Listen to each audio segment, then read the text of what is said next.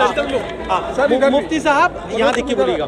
मुफ्ती साहब, लातूर में 103 किसानों की जमीन पर वक्फ ने दावा ठोका है। किसान कह रहे हमारी जमीन है, वक्फ कह रहे निजामों के जमाने से वो हमारी जमीन है।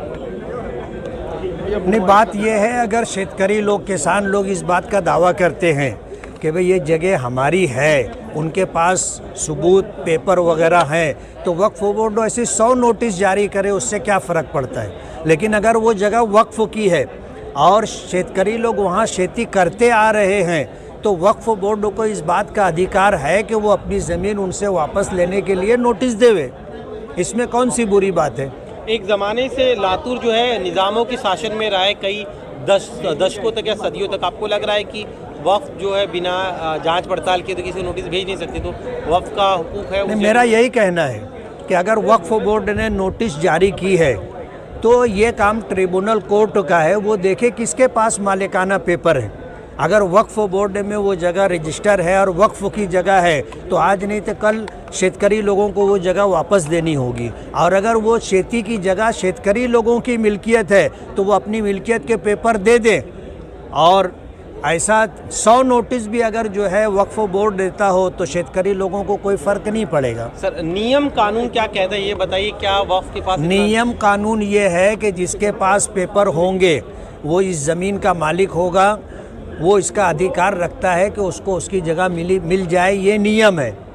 और होगा क्या, वक्फ ट्रिब्यूनल कोर्ट के अंदर वक्फ बोर्ड भी जाएगा, शेतकरी लोग भी जाएंगे, वक्फ बोर्ड जो अपना ट्रिब्यूनल कोर्ट फैसला करेगा। सर, बीजेपी की तरफ से इस मुद्दे पे कहा गया कि वक्फ बोर्ड की बदमाशी बंद होनी चाहिए, हिंदुओं के मंदिरों पर, किसानों की ज़मीन पर जबरन कब्जा कर रहे हैं वक्फ। नहीं, ये तो क्या है, इल्ज़ाम है। आप पूरे देश के अंदर एक वाक़या, एक घटना भी ऐसी नहीं बता सकते कि मुसलमानों ने मंदिर की जगह ले ली हो या मुसलमानों ने किसी की ज़बरदस्ती जगह छीन ली हो। एक वाक़या आप नहीं बता सकते, एक मिसाल नहीं दे सकते। लेकिन आज पूरे देश के अंदर मुसलमानों की मस्जिदों को लेकर, दरगाहों को लेकर जिस तरह का वाद खड़ा किया जा रहा है, सुप्रीम कोर्ट के चंद्रचूड़ साहब के एक फ़ैसले की वजह से, अच्छी भली मस्जिद है, 700-800 साल पुरानी मस्जिद है, और इस बात का दावा किया जाता है कि वहाँ कभी मंदिर था, और सिर्फ था ऐसी एक बात कह कर के जाते हैं और सर्वे कराने के लिए कोर्ट का आदेश लेकर के आते हैं। 10 से ज़ायद हिंदुस्तान के अंदर इस तरह के मुकदमात चल रहे हैं। जाहिर बात है हमें सताया जा रहा है, हमारी ज़मीनों पर कब्ज़ा करने की कोशिश की जा रही है।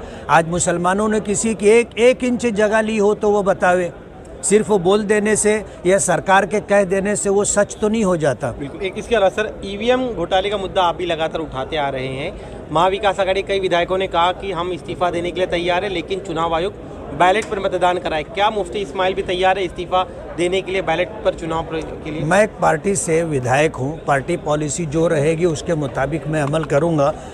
लेकिन ईवीएम को लेकर के आज पूरे देश में ये मुद्दा चल रहा है। जाहिर बात है, या तो इसमें सच्चाई महायुति के साथ होगी या इसमें सच्चाई महाविकास आघाड़ी के साथ होगी।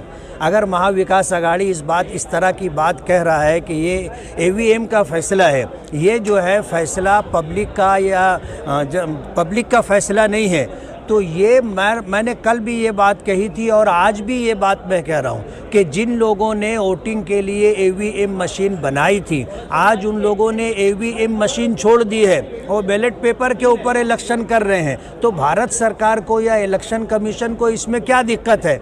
अगर कोई झूठा इल्ज़ाम लगा रहा है और आपकी ताकत है जीत करके आने की, तो ईवीएम मशीन रहे ना रहे, जो फैसला होना है वो फैसला हो जाएगा। Thank you so much sir. Thank you sir.